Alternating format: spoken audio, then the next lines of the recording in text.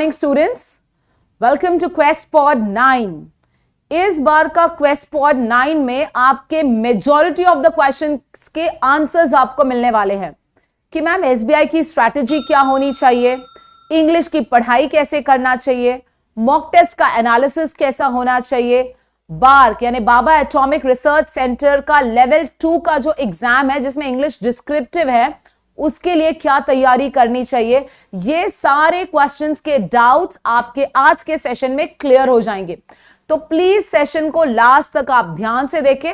Definitely वर्डस्मिथ, grammar और most common mistakes तो definitely रहेंगे और मोटिवेशन का डोज जैसे मैं हमेशा देती हूं। ठीक है, चलिए सो लेट्स गेट रेडी। इतने मैसेजेस हैं, इतने कॉल्स हैं and everybody is having one common question कि मैम एसबीआई असिस्टेंट प्री, क्योंकि नोटिफिकेशंस आ चुके हैं।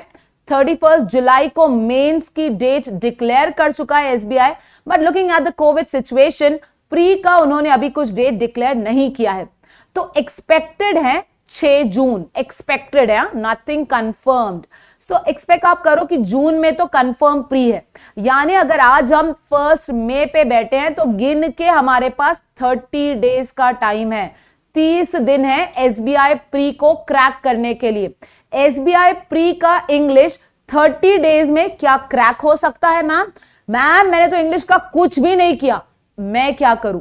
मैम मैं 6 महीने से इंग्लिश की रीडिंग कर रहा हूं, मैं क्या करूं? मैम मेरा स्कोर इंग्लिश का ऑलिव बोर्ड में 20 के ऊपर है, मैं क्या करूं? ये तीनों टाइप के बच्चे जो 0 से शुरू कर रहे हैं, जिन्होंने आधा रास्ता कवर कर लिया है और जिनके ऑलिव बोर्ड के मॉक टेस्ट के इंग्लिश के स्कोर्स 15 से 20 के बीच में है, मैं तीनों के लिए स्टडी पैटर्न बताऊंगी। So let's get ready with this quest pod 9 SBI assistant pre के लिए इंग्लिश। सबसे पहले दिमाग में ये चीज आपको आई थिंक शुभम सर ने भी बताई है, ये क्लियर कर लो कि आपको सेक्शनल कट ऑफ नहीं है। ठीक है, सो ओवरऑल कट ऑफ में इंग्लिश का सबसे मेजर पुश होगा। कैसे कह सकती हैं मैम आप ये? क्योंकि अगर आपने 2020 का ट्रेंड देखा बैंकिंग एग्जाम के पेपर्स का, 2021 के जो मेंस हुए हैं उनका अगर आपने ट्रेंड देखा, क्योंकि 2021 के एग्जाम्स की शुरुआत तो ये खुद कर रहा है प्री के, लेकिन 2021 में 2020 के कुछ मेंस तो हुए हैं ना, तो वो ट्रेंड ने हमको क्या बताया कि मैथ्स टफ है, एलआर मॉडरेट है और इन 2020 के एग्जाम्स में इंग्लिश सबसे इजी रहा है। तो कंपैरेटिवली अगर आप तीनों सेक्शंस की बात करें प्री में तो English was the most easiest, right. So expect हम कर रहे हैं कि 2021 की शुरुआत भी इंग्लिश को आसान रखकर ही होगी।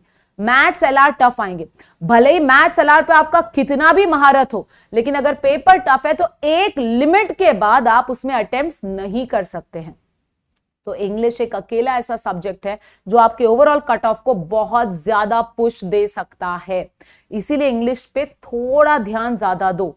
क्यों? क्योंकि एक्सपेक्टेड है कि एसबीआई क्लर्क प्री 2021 का इंग्लिश कंपैरेटिवली 2 अदर सेक्शंस के मैथ्स और एलआर के इजी होगा।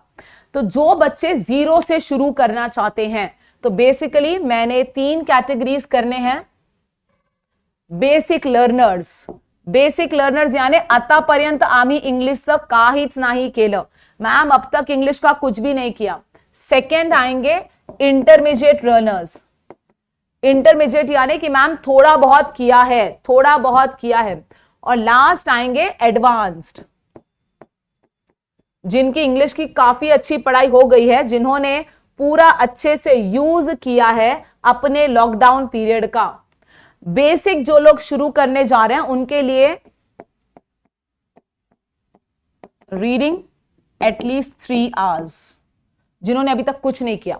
अभी 3 घंटे की रीडिंग में आप कुछ भी करिए, 2 घंटा न्यूज़पेपर, 1 घंटा बुक, 1 घंटा न्यूज़पेपर, 1 घंटा मैगजीन, 1 घंटा बुक, 2 घंटा बुक्स, 1 घंटा न्यूज़पेपर। आप इसका कॉम्बिनेशन अपने हिसाब से कर सकते हो, you are completely free to do that, that is at your discretion.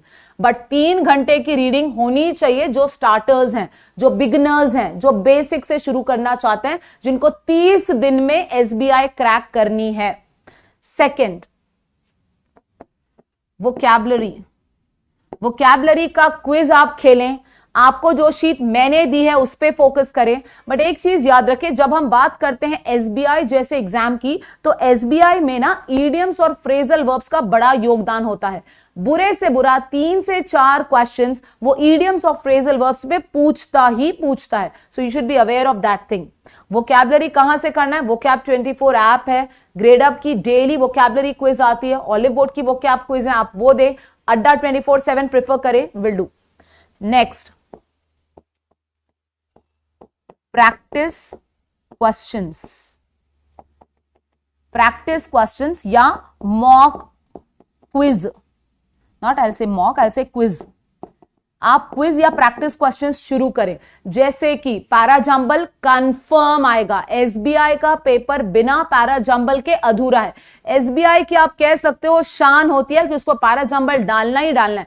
5 mark confirm आएंगे एसबीआई पैराजंबल प्री, पकड़ के चलिए। तो आप प्रैक्टिस क्वेश्चंस करें, जैसे कि मेरा फिलर वीक है, मुझे वहां वर्क करना है, पहले कुछ दिन क्लोज टेस्ट, फिर पैराजंबल, आप ऐसे प्रैक्टिस करें। और जितना हो सकता है डेली क्विज जो आती है ऑलिव बोर्ड की 10 मार्क की, अड्डा 24/7 की, वो क्विज आप प्रैक्टिस करें। ऑफ कोर्स एक आरसी करना ही करना है। आरसी किस लिए मैम? ये मेंस की तैयारी करवाता है। So you have to practise this. जो लोग इंटरमीडिएट लेवल पे हैं, जिनकी रीडिंग चालू है, उन बच्चों ने क्या करना चाहिए? For them, reading will be for 2 hours. Reading इनकी 2 घंटा चलेगी। जो इंटरमीडिएट लेवल पे है, 2 घंटा रीडिंग करना है। वोकैबुलरी को नहीं छोड़ना है। वोकैबुलरी पे ज्यादा फोकस किस पे रखना है?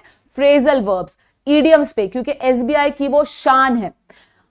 जो लोग इंटरमीडिएट लेवल पे हैं, उन्होंने पैराजंबल डेली 3 प्रैक्टिस करना है। 3 क्वेश्चन पैराजंबल के डेली प्रैक्टिस करना है। कहां से ma'am? smartkida.com, bankersadda.com। 3 questions parajumble daily, followed by 3 mock test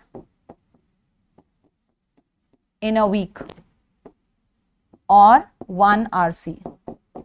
3 mock test in a week, 1 RC। जो बच्चे एडवांस लर्नर्स हैं, जो बच्चों का अभी 15 के, 18 के, 20 के ऊपर स्कोर है मॉक टेस्ट में, उन बच्चों ने क्या करना चाहिए? Reading 2 hours followed by 2 RC। 2 RC क्यों? क्योंकि आपकी प्री तो वैसे भी निकल जाएगी, हम मेंस की तैयारी करवा दें आपकी। फॉलोड बाय वोकैबुलरी, आप जितना हो सकता है वोकैबुलरी क्विज ज्यादा दें। एंड लास्ट, डेली आपको इंग्लिश का 1 मॉक टेस्ट शुरू करना है। डेली मॉक टेस्ट कहां से दे ma'am? You can refer practice mock, Oliveboard, आपको जो टेस्ट हाथ लगी वो आपको देना है। लेकिन आप चाहे क्विज दे रहे हो, आप चाहे टेस्ट दे रहे हो, आपका फोकस क्या होना चाहिए? कि मेरी एक्यूरेसी आनी चाहिए। सपोज 30 क्वेश्चन है, 30 में से 30 मत अटेम्प्ट करो, 30 में से 20 अटेम्प्ट करो, 20 में से 18 बराबर आए, गुड स्कोर। कुछ बच्चे मुझे स्कोर भेज रहे हैं 30 अटेम्प्ट्स 18 करेक्ट, बैड स्कोर। कुछ बच्चे स्कोर भेज रहे हैं 22 attempt 18 correct, good score. Number of wrongs 5 को एक्सीड नहीं करना चाहिए। मॉक टेस्ट का एनालिसिस कैसे करते हैं वो तो मैं बताऊंगी। The first part, when it comes to reading students, सिर्फ पढ़ना इतना इंपैक्टफुल नहीं है, समझकर पढ़ना ज्यादा प्रभावित करता है।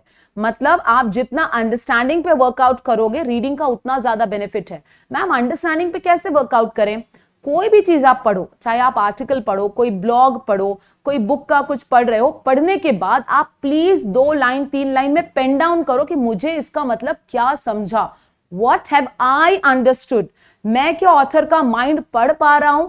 क्या मैं उसके थॉट्स वैसे ही समझ पा रहा हूं जैसे वो समझाना चाहता है? कुछ बच्चों के क्वेरीज थे कि क्या मैम हम द हिंदू एडिटोरियल के एनालिसिस देखें? बिल्कुल भी नहीं। YouTube पे कुछ लोग द हिंदू के एडिटोरियल एनालिसिस दे रहे हैं, which I will personally suggest no, a big no for that. Why? Because सबसे पहले तो SBI प्री के लिए एडिटोरियल को हाथ ही नहीं लगाना है। न्यूज़पेपर पढ़ना है तो the Hindu, times of India, Indian express का कौन सा पन्ना, फ्रंट, नेशनल, इंटरनेशनल, और बहुत हो गया अगर तुम एडवांस लेवल के हो तो बिजनेस। एडिटोरियल को मत हाथ लगाइए, प्री का कुछ भी एडिटोरियल से नहीं आता है, that will just be a time waste. ठीक है, सो रीडिंग के लिए एडिटोरियल ना पढ़ें, front page, sports page, national, international, business, that's it. इसके अलावा बुक रीडिंग मेरे हिसाब से अगर आप बात कर रहे हैं SBI प्री की, तो लेवल सुधा मूर्ति जी की ही किताबों का होगा। कुछ 18 किताबों के PDF already E book library पे हैं, आप उतनी ही किताबें कंप्लीट कर लेते हैं तो आपकी इंग्लिश आपको लगेगा बहुत ज्यादा हो गई है। नेक्स्ट वोकैबुलरी, यस थोड़ी सी वोकैबुलरी पे ध्यान दो, लेकिन ज्यादा ध्यान कहां पे रखो, इडियम्स और फ्रेजल वर्ब्स पे, और वोकैबुलरी के साथ खेलो। I have taken so many vocab games in the batches, right, तो आप उस पर ज्यादा फोकस करें। प्रैक्टिस क्वेश्चंस हमेशा याद रखो, पैरा जंबल बहुत इंपॉर्टेंट है, 5 मार्क का 1 पूछेगा, 1-1 मार्क के 5 पूछेगा, वर्ड स्वैप या वर्ड रिप्लेसमेंट पूछ सकता है, तो पैरा जंबल कंफर्म है एसबीआई में, उसके बिना पेपर नहीं बनेगा। क्लियर? आरसी क्यों करवा रही हूं? मेंस के लिए, ठीक है। So this has to be the strategy for SBI assistant pre English. Next, Bhabha Atomic Research Centre का यूडीसी का जो एग्जाम है उसके लिए भी काफी बच्चों ने लेवल 1 को क्वालिफाई कर लिया है, जो अब लेवल 2 की तरफ बढ़ने वाले हैं। लेवल 2 की डेट तो एज सच अनाउंस नहीं की है, बट होपफुली जल्दी ही होगा लेवल 2 का एग्जाम। बाबा एटॉमिक रिसर्च सेंटर का यूडीसी का लेवल 2 का एग्जाम की हम लोग बात कर रहे हैं अभी। जहां तक बात आती है लेवल 2 की एग्जाम की, स्टूडेंट सबसे पहले उसमें English descriptive and comprehension mentioned है, 100 marks. English descriptive and comprehension 100 marks. अभी इंग्लिश डिस्क्रिप्टिव सेक्शन की बात होती है तो बेसिकली डिस्क्रिप्टिव सेक्शन के जो टाइप्स और उनके कॉन्सेप्ट्स हैं वो मैंने एसएसए के यूट्यूब चैनल पे 2 वीडियोस के फॉर्म में पूरा नरेट किया है। एसे किसे कहेंगे, कितने नंबर ऑफ वर्ड्स का जनरली आता है, लेटर, प्रिसी, समरी प्रिसी में क्या फर्क है, रिपोर्ट राइटिंग क्या होती है, लीफलेट राइटिंग क्या होती है, ये सारा मैंने बताया है। So when it comes to descriptive writing, ऐसे के टॉपिक्स मैं आपको दे दूंगी कि कौन से टॉपिक्स आपको करने हैं। लेटर्स अगर आए तो जनरली करंट लेटर्स के भी टॉपिक मैं आपको दूंगी। प्रिसी राइटिंग क्या होता है ये मैंने ऑलरेडी एक यूट्यूब चैनल अपने जो डिस्क्रिप्टिव राइटिंग का एक यूट्यूब वीडियो है उसमें मेंशन किया है। रिपोर्ट राइटिंग का भी डिटेल्स मैंने उसमें दिया है। समरी एंड स्टोरी राइटिंग, हाँ स्टोरी राइटिंग मैंने नहीं बताया है। स्टोरी राइटिंग आपने 8, 9, 10th में की होगी, जहां पे वो क्या करते हैं, कहानी के कुछ ही शब्द आपको देते हैं और उस कहानी को आपको फुल सेंटेंसेस के फॉर्म में इलैबोरेट करना है। जैसे कि ससा और कासव की कहानी, the hare and the tortoise. Hare and the tortoise की स्टोरी में once upon a time there was a hare, तो वो ऐसा पूरा नहीं देंगे, वो क्या देंगे, hare challenged tortoise for race, hare sleep, tortoise finished, tortoise win, ये 4-5 ही वर्ड्स देंगे। अब आपको इसको पूरा इलैबोरेट करना है, ये स्टोरी राइटिंग भी आती है, ठीक है। ओके, उसके बाद आएगा आरसी। कुछ पेपर्स में आरसी ऑब्जेक्टिव पूछा गया है, कुछ में सब्जेक्टिव। आपको यहाँ पेन पेपर पे लिखना है ये, ठीक है। ऐसे जनरली 200 to 250 वर्ड्स तक आएगा, लेटर 100 to 150 वर्ड्स आता है। कुछ जगहों पे प्रिसी राइटिंग को 80 to 100 वर्ड्स दिया है, कुछ को सीधे बोलता है इसको 1/3 कर दो, वो भी बोलता है। समरी 1/3, रिपोर्ट राइटिंग के लिए again 100 to 150 words, not more than that. RC जो है वो ऑब्जेक्टिव भी हो सकता है, subjective, in the sense passage देगा, question followed by 4 to 5 options, या पैसेज देगा, क्वेश्चन और 2 लाइन दे देगा, अब इसका आंसर लिखो। नेक्स्ट वोकैबुलरी आएगी, वोकैबुलरी में specially synonyms, antonyms, one word substitution, synonyms, antonyms, one word substitution. Grammar spot the error आएगा, सेंटेंस है 4 टुकड़े किए हैं, एरर निकालो, या 4 अलग अलग टाइप के सेंटेंसेस दिए हैं, एरर निकालो। ये जो वोकैबुलरी और ग्रामर का लेवल होता है या आरसी का भी लेवल होता है, वो स्टाफ सिलेक्शन का लेवल होता है। Again I repeat, grammar, vocabulary और आरसी का जो लेवल होता है वो स्टाफ सिलेक्शन का लेवल है, बैंकिंग का लेवल नहीं है। तो आप जितना हो सकता है अगर आप गूगल पे स्टाफ सिलेक्शन की वेबसाइट से सॉल्व करोगे तो वो आपको ज्यादा बेनिफिशियल रहेगा। नेक्स्ट क्लोज टेस्ट आएगा, पैराजंबल आएंगे, फिलर्स आएगा और एक नया पैटर्न भी एक्सपेक्ट आप करके चलिए। एक्चुअली एक लास्ट ईयर का मेरे पास बार का पेपर है, तो मैं इसको लर्नर्स क्लब पे अपलोड करूंगी इस पेपर को। अगर आपको स्पेशली वो पेपर चाहिए तो मुझे टेलीग्राम पे मैसेज करें, I can give you that paper, ठीक है। So I have this 1 copy of an exam for this, और भी मेरे पास अगर पेपर्स आते हैं लास्ट ईयर के तो मैं आपको फॉरवर्ड करती हूँ। बट मैम अभी इंग्लिश की पढ़ाई कैसे करें लेवल 2 के लिए? सबसे पहले तुमने कुछ पढ़ा ही नहीं तो तुम लिख नहीं पाओगे। If you don't read you can't right. अभी मैं कुछ आपको टॉपिक्स दूंगी जिसके बारे में आप पहले पढ़ो, और उन टॉपिक्स को रिलेटेड ऐसे लिखना शुरू करो। कुछ लेटर के टॉपिक्स दूंगी, उन पर आप लेटर लिखो। नेक्स्ट, आपको स्टोरी राइटिंग है या आप प्रिसी है तो आप उसकी भी प्रैक्टिस करें।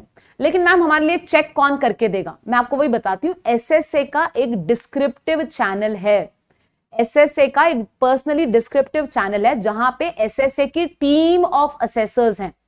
वो टीम क्या करती है, जैसे ही आप कुछ भी आपका राइटअप पोस्ट करते हो, वो टीम आपको तुरंत विद इन 72 आवर्स आपका चेक करके आपके पर्सनल टेलीग्राम नंबर पे सारे उसके एरर्स वगैरह मैसेज कर देती है। तो अभी आपको क्या करना है, जो भी टॉपिक्स मैं दे रही हूं वो टॉपिक्स को पढ़ना है, उस पे कुछ लिखना है और लिखने के बाद उसको डिस्क्रिप्टिव चैनल ऑफ एसएसए पे पोस्ट करना है। Ma'am descriptive channel of SSA कहां मिलेगा? आप अजिंक्य सर को कॉल करें, वो आपको ऐड कर देंगे। ठीक है, आप पोस्ट कर सकते हैं, आपको विद इन 72 आवर्स आपका असेसमेंट मिल जाएगा कि ग्रामर कितना गलत है, वर्ड्स कितने गलत है और 10 में से कितने मार्क्स मिलेंगे। वो वर्ड्स का ध्यान आपको रखना है। अगर आपकी वर्ड लिमिट एक्सीड हो रही है तो असेसमेंट नहीं करेंगे हम लोग। ठीक है, मतलब 250 है तो 260 हुए तो चलेगा, 270। 250 वर्ड की लिमिट है और आप जाके 300 400 वर्ड्स लिख रहे हो तो वो असेसमेंट हम लोग नहीं करेंगे, क्योंकि ऑलरेडी आपने लिमिट्स को क्रॉस कर दिया। ठीक है, टॉपिक्स क्या है मैं दे देती हूं, और मैं फिर कह रही हूं इसका जो लेवल है वो स्टाफ सिलेक्शन का लेवल है। तो आप जितना हो सकता है गूगल पे से स्टाफ सिलेक्शन के वेबसाइट्स को फॉलो करें, बहुत मोर देन सफिशिएंट हो जाएगा। ठीक है, इडियम्स और फ्रेजेस इसमें भी आते हैं। चलिए, so before I proceed I will give you the topics now. आप टॉपिक ले लें। Yes, please take the topics for this. Topics लेते चले आप। सबसे पहले साइंस रिलेटेड आएगा, साइंस रिलेटेड टॉपिक्स आएंगे। चला गया page. Okay, I'll take this way. The first thing will be science related. Science related topics क्या आ सकते हैं? Currently टेक्नोलॉजी सबसे ज्यादा फोकस कहां पे हो रहा है? Yes, research with respect to vaccine वो आ सकता है। तो कोविड-19 वैक्सीन के रिसर्च कैसी चल रही है, या कोविड-19 वैक्सीन को रिलेटेड कोई टॉपिक आ सकता है, वैक्सीनेशन को रिलेटेड टॉपिक आ सकता है। सेकेंड, स्पेस रिसर्च को रिलेटेड टॉपिक आ सकता है, जैसे कि should India spend on it's space projects, क्या इंडिया ने स्पेस प्रोजेक्ट्स पर पैसे लगाना चाहिए, नहीं लगाना चाहिए, लगाना चाहिए तो क्यों लगाना चाहिए? क्योंकि हमारी इकोनॉमी क्या इस कंडीशन में है कि that we can invest crores of rupees on our space research projects. ये सेकेंड टॉपिक आ सकता है। ठीक है, नेक्स्ट, करंट टॉपिक्स में से कोविड-19, अब इसका इंपैक्ट कहीं पर भी पूछ सकता है।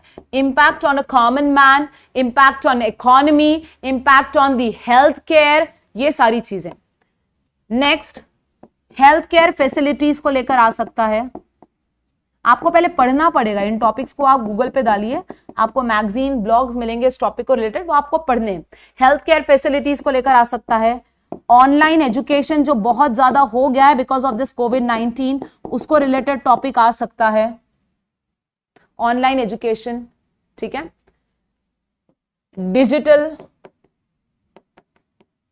Digital India. साइंस में एक और डाल सकते हैं, टेक्नोलॉजी। टेक्नोलॉजी का क्या आएगा ma'am? Technology and it's need during pandemic. Technology का क्या असर रहा इस पैंडेमिक में, या टेक्नोलॉजी का क्या रोल रहा इस पैंडेमिक में, टेक्नोलॉजी ने इस पैंडेमिक को लड़ने में हमारी कितनी मदद की। बिकॉज वेरियस एप्स बन रहे थे, वेरियस गवर्नमेंट के वेबसाइट्स बन रहे थे जहां पे number of Covid patients detect हो रहे। So technology and it's need during that pandemic, क्या वो बढ़ी है, क्या वो कम हुई है, क्या उससे प्रॉब्लम्स हुए हैं। नेक्स्ट, आप एक और डाल सकते हैं इसमें 5G को लेकर टॉपिक आ सकता है। 5G, द इंटरनेट कनेक्टिविटी, इसको लेकर टॉपिक आ सकता है। It can also be related to internet. Internet and its usage, internet and its usage during this pandemic, ऐसा भी डाल सकता है। Next, social media, social media कितना यूजफुल और हेल्पफुल रहा है, कितना हेल्पफुल या यूजफुल रहा है social media during this pandemic, आ सकता है। ठीक है, वर्चुअल वर्ल्ड नाम कर आ सकता है, virtual education, virtual world, virtual life बोल के डाल सकता है, क्योंकि सीधी बात है कि कोविड-19 की वजह से हमारी बहुत सारी जो लाइफ है वो वर्चुअल हो गई है। फिजिकली हम एक दूसरे को देख नहीं सकते, जान नहीं सकते, but we are going through a virtual education, a virtual world, a virtual life, इसके ऊपर डाल सकता है करंट टॉपिक्स में। नेक्स्ट, विमेन एम्पावरमेंट, इसको रिलेटेड काफी टॉपिक्स आ सकते हैं, जैसे कि women empowerment, women education, role of women in uplifting the society आ सकता है। देन विमेन सेफ्टी, इसके ऊपर आ सकता है। Then government measures for women safety, ये आ सकता है। सो विमेन एम्पावरमेंट, विमेन का स्टेटस, विमेन का सोसाइटी से क्या रिश्ता है, ये टॉपिक्स आ सकता है। आप चाहे तो इसका स्क्रीनशॉट ले सकते हैं स्टूडेंट्स, मैं थोड़ा साइड में हट जाती हूं so that I can give you some more topics. Science and technology को रिलेटेड, वैक्सीन से रिलेटेड आएगा, 5G को लेकर आएगा, स्पेस रिसर्च पे क्या इंडिया को स्पेंड करना चाहिए, टेक्नोलॉजी का और उसकी क्या जरूरत रही है इस पैंडेमिक में, या उसका क्या यूज रहा है, क्या कंट्रीब्यूशन रहा है। They can also ask contribution of technology during this pandemic. कोविड-19 का इंपैक्ट फाइनेंस पे, एजुकेशन पे, स्कूल्स पे, माइंडसेट पे, साइकोलॉजी पे, इमोशंस पे, ये सब आ सकता है। हेल्थ केयर फैसिलिटीज, क्या पैंडेमिक देखने के बाद can we say that India is actually having some good health care facilities, या what improvements can be made in enhancing the health care facility of India, ऐसा भी आ सकता है। ऑनलाइन एजुकेशन के बारे में पूछेगा, डिजिटल इंडिया के बारे में पूछ सकता है, internet and its usage, social media कितना यूजफुल है, कितना हेल्पफुल है, वर्चुअल एजुकेशन क्या रहेगा, विमेन एम्पावरमेंट के बारे में पूछेगा। नेक्स्ट, आप इसको प्लीज नोट डाउन करें। Next, climate change,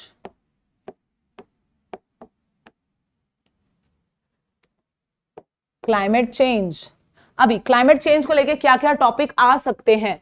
climate change को लेके आ सकता है global warming, what measures is the world taking to deal with the global warming problem of India, या इसके अलावा in fact the whole world, not India, the whole world. Climate change, global warming, deforestation, soil erosion, मतलब ये इसी के सब parts हो जाएंगे, किसके, ग्लोबल वार्मिंग के। डिफॉरेस्टेशन आ सकता है, नेक्स्ट सॉइल इरोजन आ सकता है, ये आपको पढ़ना है, पढ़ने के बाद लिखना है। डिफॉरेस्टेशन है, सॉइल इरोजन है। अभी जैसे कि अगर मैंने वहां डाला विमेन एम्पावरमेंट, राइट, मैंने विमेन एम्पावरमेंट डाल दिया, तो विमेन एम्पावरमेंट में फीमेल फीटिसाइड भी आएगा। Yes, female foeticide is again the most expected topic. Female foeticide will be one more topic. Climate change को रिलेटेड आ सकता है, ban on plastic, plastic ban को लेकर टॉपिक आ सकता है। ठीक है, अ सब्स्टिट्यूट टू प्लास्टिक पे टॉपिक आ सकता है। Okay, next is electric vehicles. Electric vehicles, will it be a solution for the global warming, ऐसा पूछ सकता है। Electric vehicles, will it be a solution for the global warming, the climate change that we are facing right now, impact of कोविड-19 on climate आ सकता है, because सिर्फ ऐसा कोविड-19 का एक ही पॉजिटिव इंपैक्ट रहा है जिसकी वजह से किसी को कोई नुकसान नहीं, दैट इज क्लाइमेट, मौसम, ग्लोब, मतलब you can say the atmosphere, ozone layer भरना शुरू हो गया था because everything was lockdown, industry lockdown. तो क्या ऐसा लॉकडाउन साल में एक 10 दिन के लिए होना चाहिए ताकि क्लाइमेट को हम रीस्टोर कर सके, आई मीन टू से अपने एटमॉस्फेयर को, अपने सराउंडिंग को रीस्टोर कर सके। That is electric vehicles will be the next topic, you can say yes, that is expected. Female feticide, climate change, deforestation, soil erosion, fake news, news को related आ सकता है, फेक न्यूज को related आ सकता है। Next, agriculture loss को related आएगा, agriculture laws in India. अभी farmer protest नहीं पूछेगा directly. He will not ask directly the farmer protest because जिस organization के लिए आप अप्लाई कर रहे हो controversial topics को नहीं हाथ लगाएंगे. So they will ask about the agriculture laws in India. What are you to say about the agriculture laws in India? ठीक है. What about the manufacturing? The manufacturing status in India. India का manufacturing hub कैसा है, India का manufacturing का current status क्या है, ये आ सकता है, right. And then he can also ask you, the examiner can also ask you something with respect to science हो गया, टेक्नोलॉजी हो गया. ओके, व्हाट अबाउट बैंकिंग का इतना ज्यादा एक्सपेक्टेड नहीं है, but what do you think about the virtual bank? What is your से ऑन द वर्चुअल बैंक? क्या होनी चाहिए? What is your say on the virtual bank? The education system या the national education policy को पूछ सकता है, और the education system. या ये भी बोल सकता है कि with this pandemic that we are facing right now, do you think is it like the need exists for a formal classroom? क्या बच्चे ऑनलाइन पढ़ सकते हैं? क्या फॉर्मल क्लासरूम की जरूरत है?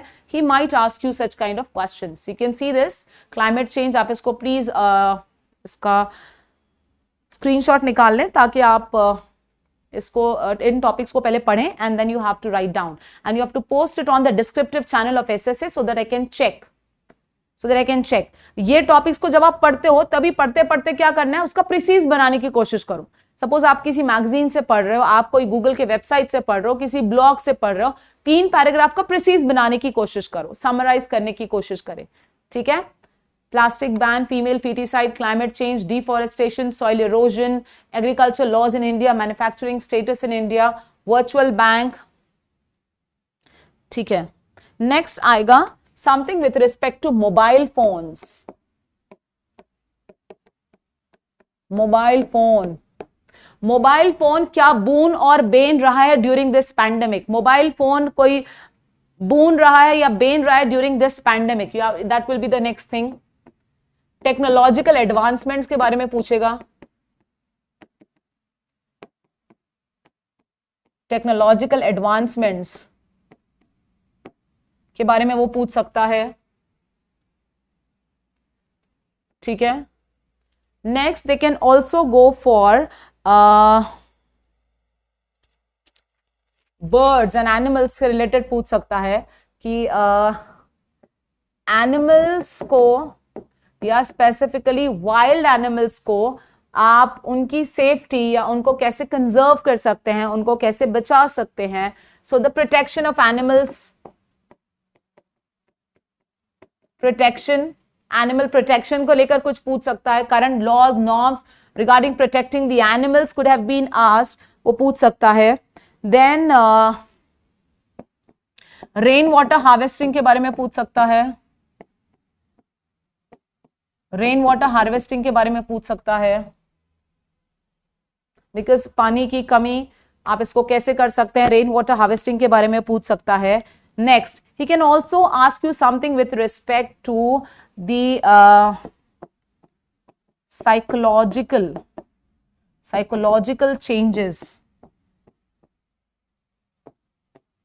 ड्यू टू कोविड-19. कोविड-19 का इंसान की सोच पे, दिमाग पे क्या असर रहा है? What psychological changes can be seen because of this COVID-19? This can be the next question, right? Okay. Change seen या change expected after COVID-19. कोविड-19 के बाद क्या चेंज आप एक्सपेक्ट कर सकते हो, क्या चेंज दिख सकता है, राइट? या ये भी पूछ सकता है proper use of technology during कोविड-19, दिस ऑल थिंग्स. ठीक है. और how can we avoid further pandemics occurring. इसके अलावा he can also ask you something with respect to space का हो गया, साइंस का हो गया, टेक्नोलॉजी का हो गया. ओके, प्राइवेटाइजेशन के ऊपर पूछ सकता है. चांसेस कम है लेकिन ठीक है, पूछ लेगा. Government taking up privatization very seriously. What is your say on that? should PSBs, the public sector units, sorry, not PSB, PSUs, do you think that the PSUs should be privatized? If yes, why? So do you think private hona chahiye inka? He can ask you something with respect to nuclear weapons. Nuclear weapons, क्या ये सब देशों के लिए ban कर देने चाहिए?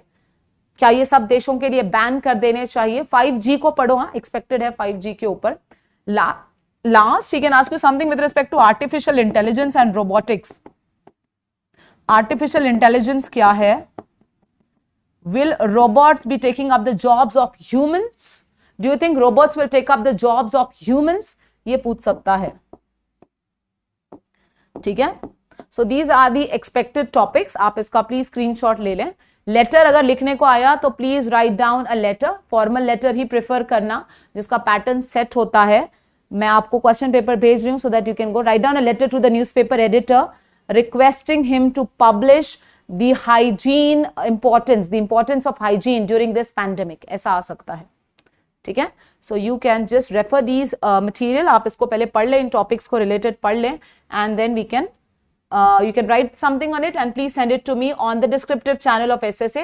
The SSA assessor team check करके आपको इसका मैसेज आपके पर्सनल टेलीग्राम पे आ जाएगा. चलिए, let's get ready with the mock test analysis. Mock test analysis पे हम जाते हैं कि मैम अगर इंग्लिश का हमने मॉक टेस्ट दिया तो इसका एनालिसिस कैसे करना है. सबसे पहले तो जनरली मॉक टेस्ट देना कैसे वो बताती हूं. पहला 1 मिनट से लेके 1.5 मिनट आपको पेपर चेक करना है. पेपर चेक करना मतलब हर क्वेश्चन नहीं पढ़ते बैठना है. आपकी नजर इतनी बैठ जानी चाहिए कि आपको इजी और डिफिकल्ट क्वेश्चन का फर्क आना चाहिए. कैसे समझेगा मैम? सेंटेंस अगर छोटा है, सेंटेंस सिंपल है, कनेक्टर्स नहीं है ज्यादा, तो वो इजी सेंटेंस है. क्लोज टेस्ट के ऑप्शंस अगर वर्ड्स आप जो जानते हैं इसका मतलब क्लोज टेस्ट इजी है. आरसी के क्वेश्चंस अगर डायरेक्ट दिख रहे हैं, आरसी अगर स्टोरी है इसका मतलब आरसी इजी है. पैराजंबल में सेंटेंसेस छोटे हैं और उसमें क्लियर कट वर्ड्स दिख रहे हैं जैसे बट, एंड, बिकॉज, इसका मतलब पैराजंबल भी इजी है. सो बेसिकली पहले पेपर चेक करना है. उसके बाद सबसे पहले 1 मार्क के क्वेश्चंस आपको उठाने हैं. 1 मार्क के क्वेश्चन कौन से आते हैं? स्पॉट द एरर हो सकता है, इनएप्रोप्रिएट वर्ड हो सकता है, फिलर्स हो सकता है. ये 1 मार्क के क्वेश्चंस हैं. फॉलोड बाय आप बीच में सैंडविच करेंगे. किसको? आरसी को, क्लोज टेस्ट को, पैराजंबल को. इसको कहती हूं मैं सैंडविच करना, बीच में इसको सैंडविच करना है. फॉलोड बाय न्यू पैटर्न या जो क्वेश्चंस आपने छोड़ दिए हैं, द क्वेश्चंस रिमेनिंग, या फिर क्वेश्चंस रिमेनिंग.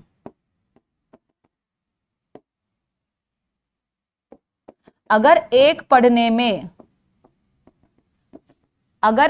पढ़ने में सवाल समझ में नहीं आता है इसका मतलब क्वेश्चन मॉडरेट या डिफिकल्ट है, उसको स्किप करने की आदत डालें. अगर एक पढ़ने में मुझे क्वेश्चन समझ में आता है इसका मतलब क्वेश्चन इजी है, आप उसको अटेम्प्ट कर सकते हैं. ये तो हो गया कि पेपर अटेम्प्ट कैसे करेंगे. ज्यादा से ज्यादा फोकस रखना है कि मैडम मैंने 20 अटेम्प्ट किए लेकिन 18 बराबर आए, गुड स्कोर. मैडम मैंने 30 अटेम्प्ट किए, 15 बराबर आए, bad score.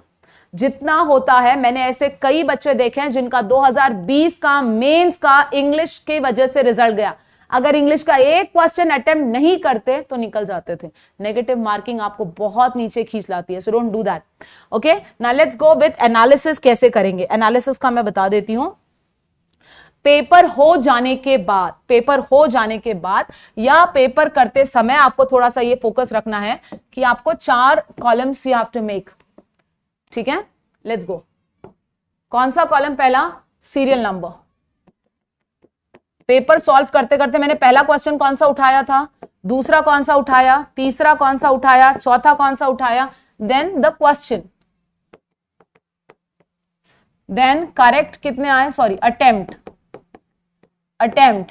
And then correct कितने आए. Let's go for it. Suppose madam मैंने पहला क्वेश्चन उठाया spot the error. Spot the error में पहली बार में मैंने 3 अटेम्प्ट किए, 2 बराबर आए. ठीक.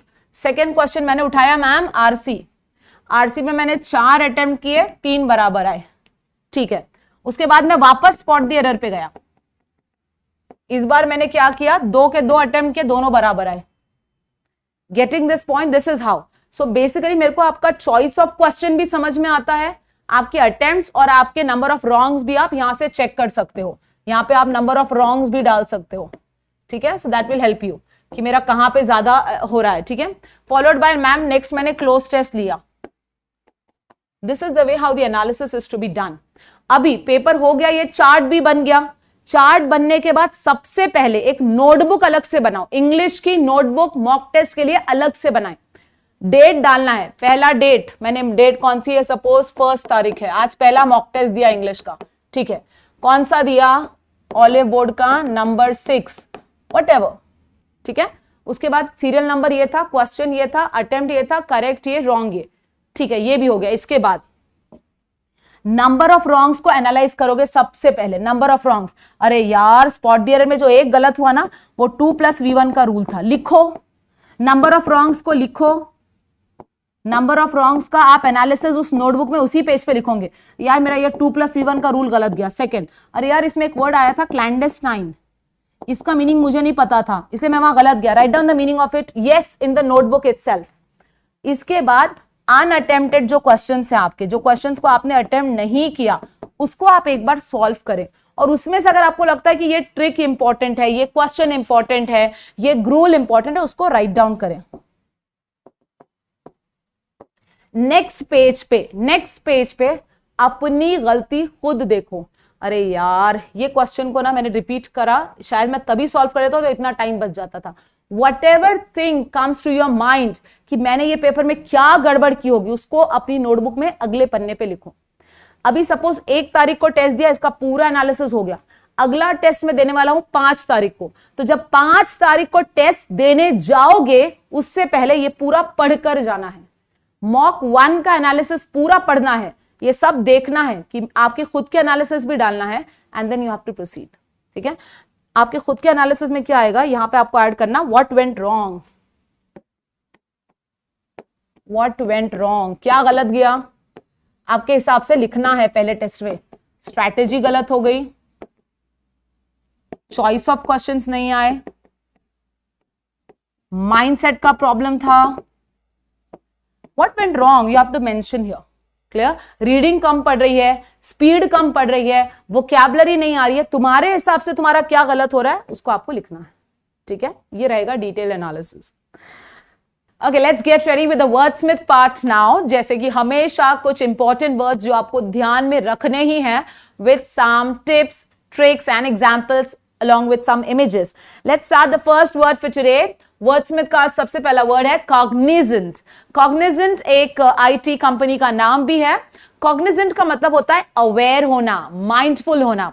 फॉर एग्जाम्पल, अगर आपने Pursuit of Happiness, in Pursuit of Happiness Will Smith की मूवी देखी है, इसमें Will Smith is cognizant about his duties as a father, right. वो अपने बच्चे को छोड़ता नहीं है, वो अपने बच्चे की परवरिश करता है, and he is aware. Cognizant यानी माइंडफुल होना, सेंटिएंट होना, सेंसेस में होना, अवेयर होना, पता होना कि मुझे क्या करना है। Cognizant is an adjective. Cognizant, Cognizant एक एडजेक्टिव है जिसका मतलब है पता होना, अवेयर होना, माइंडफुल होना। जैसे Will Smith is cognizant about his duties as a father in the movie Pursuit of Happiness. याद रहेगा, कॉग्निजेंट, ठीक है, अवेयर होना, माइंडफुल होना, सेंटिएंट होना, सेंसेस में होना, पता होना, सेंसिबल होना, ये सारे इसके सिनोनिम्स जाएंगे, ठीक है। Let's go for the next word. The next word predicament. Predicament, predicament का मतलब होता है किसी डिफिकल्ट सिचुएशन में अटक जाना, कंफ्यूजिंग सिचुएशन में अटक जाना। इसको हम रैट ट्रैप भी कहते हैं, कहीं पे फिक्स में अटक जाना, मतलब अब तुम कहीं और भाग नहीं सकते, तुमको डिसीजन लेना ही है, दैट इज प्रेडिकामेंट। जिसको हम इम्पैस भी कहते हैं, मतलब this is a dead and, अब कोई जगह नहीं, अब तो फेस करना ही करना है। For example, in the movie Avengers infinity war, Avengers infinity war में डॉक्टर स्ट्रेंज एक प्रेडिकामेंट सिचुएशन में आ जाते हैं जब उनको पता चलता है कि उनको दोनों में से किसी एक को ही बचाना है, या तो वो टाइम स्टोन को बचाएं या तो फिर आयरन मैन की लाइफ को बचाएं। सो you can say that it's a noun. Cognizant is an adjective, predicament is a noun. Predicament, for example, in the movie Avengers Infinity War, Doctor Strange is facing a predicament of protecting the stone or saving Iron Man's life. So he is in a predicament. He is into a predicament कि वो iron man की जिंदगी बचाएं या वो time stone को बचाएं.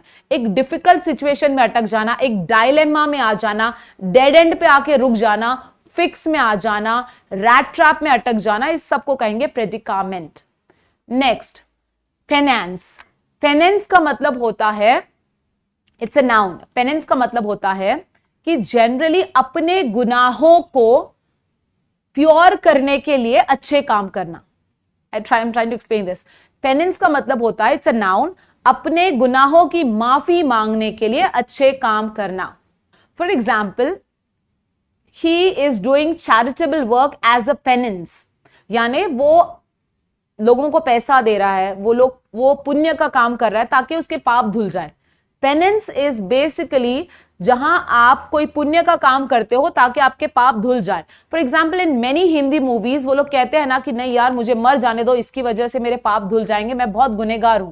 You must have seen that in many of the climax of the Hindi movies. तो पेनेंस यानी अपने गुनाहों की माफी मांगने के लिए अच्छे काम करना. That is penance. Okay, it's a noun form. He did charitable work as a penance. You can say this way. Next, fraud. Fraud का क्या मतलब होता है? किसी चीज से भरा हुआ, full of something. That is called as fraud.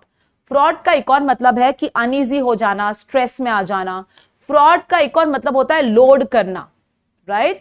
So fraud का यहां पे हम मीनिंग लेंगे something which is full of, something which is specified. For example, Avengers End Game का जो सीन है, that scene is fraught with dangers, full of dangers. Fraught के साथ लेकिन with नाम का preposition जाता है. Fraught is an adjective.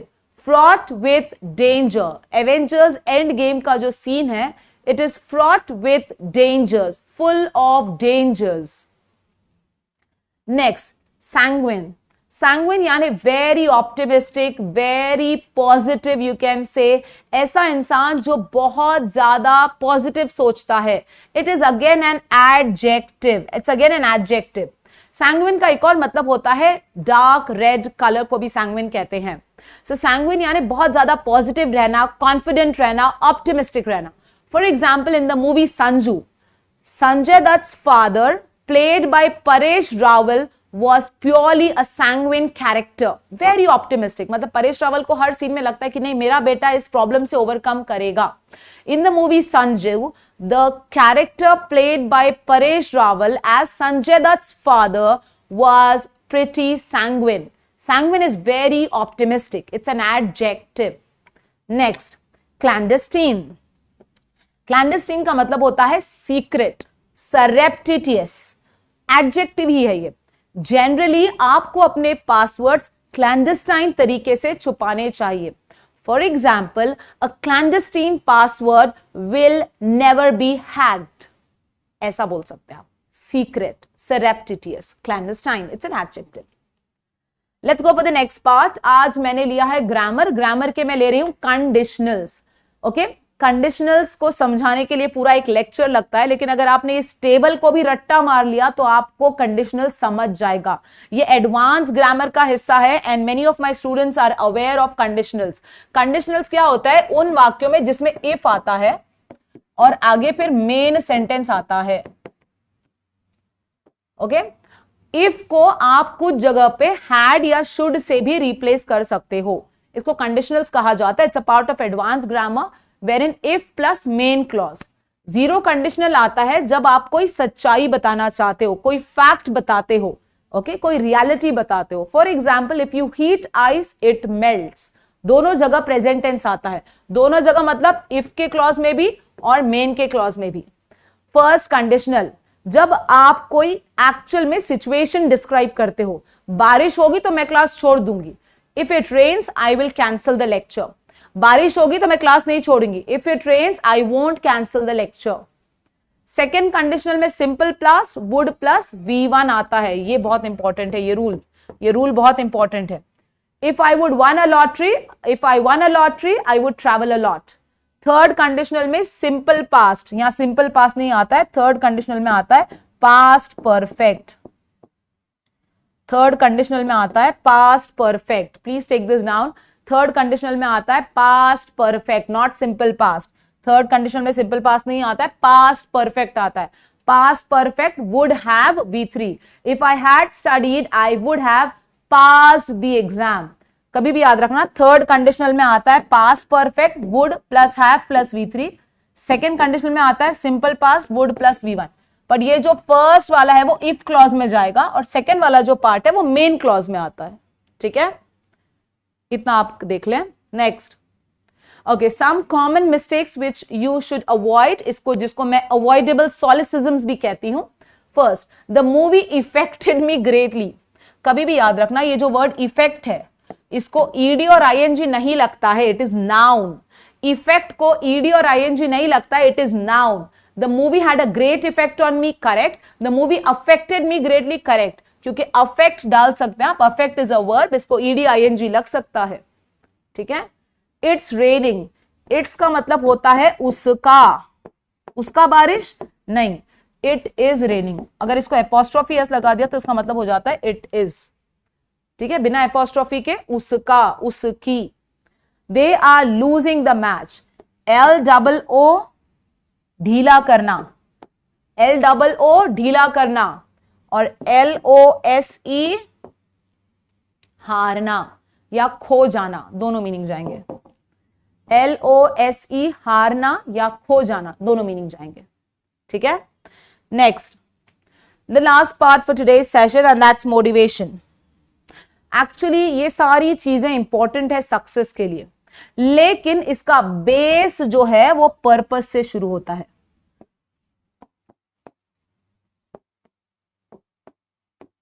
बहुत सारे बच्चों का कहना है मैम इस कोविड-19 पैंडेमिक में हमारे घर के कुछ मेंबर्स हमने खोए हैं, किसी के डैड नहीं है, किसी के मॉम चले गए हैं, किसी के ग्रैंडफादर, वो जो आपको बहुत चाहते थे, जिनको आप बहुत चाहते थे। कुछ बच्चों का था कि मैम उनका ये सपना था कि वो हमको एक बैंकर बना देखे। इसीलिए स्टूडेंट्स जब भी पढ़ाई को बैठो, जब भी कोई भी काम हाथ में लो, तो पहला सवाल करो कि मैं ये क्यों कर रहा हूं। इंग्लिश पढ़ रहा हूं तो क्यों, मैथ्स कर रहा हूं तो क्यों, LR कर रहा हूं तो क्यों। ये डिफाइन करता है तुम्हारा purpose, why. It answers the question why. If you are able to answer this question why, मैं ये क्यों कर रहा हूं, तुमको तुम्हारा पर्पस मिल गया। शुरुआत वहां से होती है। 90% फेलियर्स इसलिए होते हैं, या 98% लोग दुनिया में फेलियर्स इसलिए होते हैं क्योंकि उनको पता ही नहीं कि वो क्यों कर रहे हैं। They are not clear with the purpose, followed by determination and grit. एक बार ठान लिया ना, पता इस रास्ते पे चलना है, मुसीबत आएगी, मुसीबत आएगी। Next, focus. जिंदगी में और कुछ भी नहीं, बहुत सारी चीजें रहेंगी जो आपका माइंड डाइवर्ट करेंगी। मम्मी तो बोल रही है शादी करा देंगे इसकी, अभी इसको पढ़ाई नहीं करवाना है। मेरे पेरेंट्स बहुत टेंशन में कि मेरे पास अभी तक जॉब नहीं है। तुमको कौन सी बात पे ध्यान रखना और कौन सी बात को अवॉइड करना है, ये तुम्हारे हाथ में है। कैसे मैम बताइए, फोकस हमारे हाथ में कैसे है, बताती हूं। दरवाजे पे खटका आया, दरवाजा खोलना है, पहला ऑप्शन। दरवाजा नहीं खोलकर अंदर से जवाब देना है, दूसरा ऑप्शन। या दरवाजा नहीं खोलकर शांत बैठना है ताकि सामने वाला खटका मारकर चला जाए। थर्ड वाले को ही कहते हैं फोकस। दिमाग में थॉट्स आएंगे, उसको एंटरटेन ही मत करो, आते हैं जाते हैं, छोड़ दो। जब तुम वो दिमाग में थॉट आता है कि मम्मी बोल रही है शादी करवानी है, इसकी पढ़ाई नहीं कराएंगे, तुमने अगर जवाब दिया क्यों कराओगे मेरी शादी, मुझे पढ़ना है, इसका मतलब तुमने फोकस हटा दिया। तुमने दरवाजा खोला, इसका मतलब तुम अगर 1 to 1 उनसे जाके उस टॉपिक पे बात कर रही हो, तुमने दरवाजा खोल दिया, तुम्हारा फोकस हट गया। फोकस एक ही तरीके से आता है जब तुम दुनिया की दूसरी चीजों को अपनी नजर में अनदेखा कर देते हो। लेट देम से, let them do, let me do my job. Next, consistency. एक दिन पढ़ोगे, 4 दिन नहीं पढ़ोगे, रिजल्ट नहीं आएगा। 2 दिन पढ़ोगे, 10 दिन छुट्टी लोगे, रिजल्ट नहीं आएगा।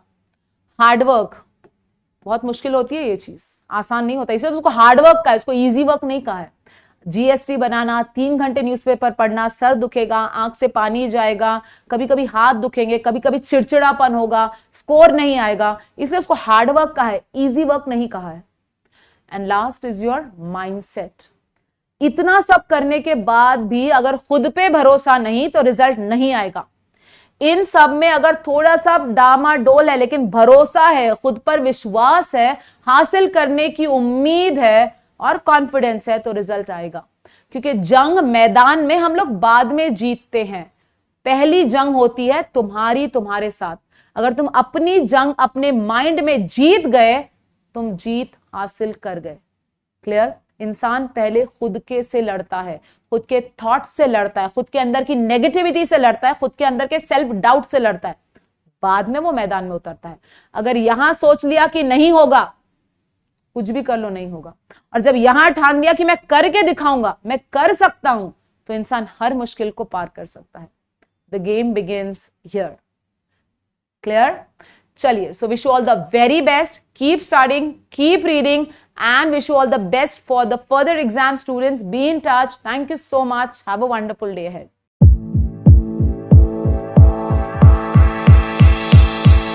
ahead.